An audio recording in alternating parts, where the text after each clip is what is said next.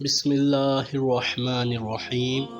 حضرت ابو سعید خدری رضی اللہ تعالیٰ عنہ سے روایت ہے کہ سرور کائنات صلی اللہ علیہ وآلہ وسلم نے فرمایا، لوگوں، لذتوں کو ختم کرنے والی موت کو کثرت سے یاد کیا کرو۔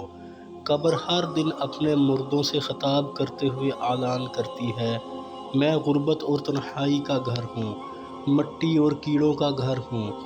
جب مومن کو دفن کیا جاتا ہے تو قبر اسے مرحبا کہتے ہوئے خوشخبری سناتی ہے کہ میری پشت پر چلنے والوں، میں تو بڑا محبوب تھا، آج میں تیری ہو گئی اور تو میری طرف آ گیا، تو اب میرے احسان کو دیکھ لے گا۔ یہ کہہ کر قبر تا حد نگاہ کشادہ ہو جاتی ہے اور جنت کا دروازہ اس کے لیے کھول دیا جاتا ہے، جہاں سے اس کو جنت کی تازہ ہوا آتی ہے۔ حضرت ابو ہریرہ رضی اللہ تعالیٰ عنہ کا بیان ہے کہ رسول اللہ صلی اللہ علیہ وآلہ وسلم ایک جنازے میں شریک ہوئے، پھر فرمایا، میں بھی آپ صلی اللہ علیہ وآلہ وسلم کے ہمراہ تھا۔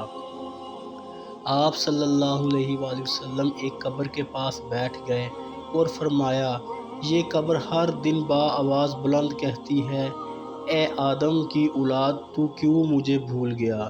کیا تجھے یہ معلوم نہیں کہ میں تنہائی کا گھر، غربت کا گھر، وحشت کا گھر، کیڑوں مکوڑوں کا گھر ہوں؟ میں بہت تنگ گھر ہوں، مگر اللہ جس کے لیے کشادگی کا حکم فرمائے گا، اس کے لیے کشادہ ہو جاؤں گی۔ اس کے بعد آپ صلی اللہ علیہ وآلہ وسلم نے فرمایا، اے قبر، تو یا تو جنت کا چمن ہے یا پھر آگ کا ایک تنور۔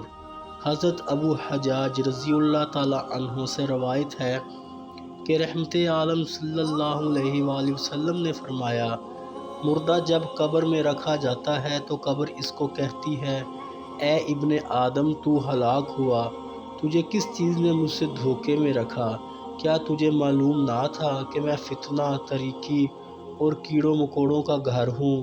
تجھے کس چیز نے مجھ سے بہکا کر نڈر کر دیا اور تو میری پشت پر خوب اکڑ کر چلتا تھا؟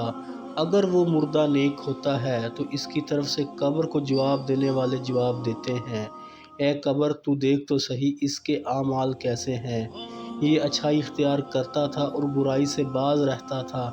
یہ سن کر قبر کہتی ہے، بے شک یہ نیک تھا، اب میں اس کے لیے سرسبز ہو جاتی ہوں۔ مردے کا جسم اس وقت منور ہو جاتا ہے اور اس کی روح اللہ تعالیٰ کی طرف بھیج دی جاتی ہے۔ حضرت عبداللہ بن عبید رضی اللہ تعالیٰ عنہ سے روایت ہے کہ رسول اللہ صلی اللہ علیہ وآلہ وسلم نے فرمایا، مردہ قبر میں بیٹھتا ہے اور ان لوگوں کے پیروں کی آواز بھی سنتا ہے جو اس کے جنازے کے ساتھ قبر تک گئے ہوں۔ مردے سے اس کی قبر کہتی ہے، اے ابن آدم، تیری ہلاکت ہو، تو نے میری تنگی، بدبو اور کیڑے مکوڑوں کا خوف نہیں کیا، اس لیے تو نے ان چیزوں سے بچنے کے لیے تیاری نہ کی۔ بد اعمال مردے سے قبر کہتی ہے، تجھے میری تاریکی، میری وحشت، میری تنہائی اور تنگی اور میرا غم یاد نہیں رہا؟ اس کے بعد قبر اس کو جگٹ دیتی ہے، جس کے بعد اس کی پسلیوں کی ہڈیاں ایک دوسرے میں پیوست ہو جاتی ہیں۔ جب نیک بندے کے لیے قبر کشادہ کر دی جاتی ہے اور اس کے دائیں ایک کھڑکی کھول دی جاتی ہے، جہاں سے اس کو جنت کی ہوا آتی ہے۔ اللہ پاک ہم سب کو قبر کے عذاب سے بچائے اور ہم کو نیک اعمال کرنے کی توفیق عطا فرمائے، آمین یا رب العالمین۔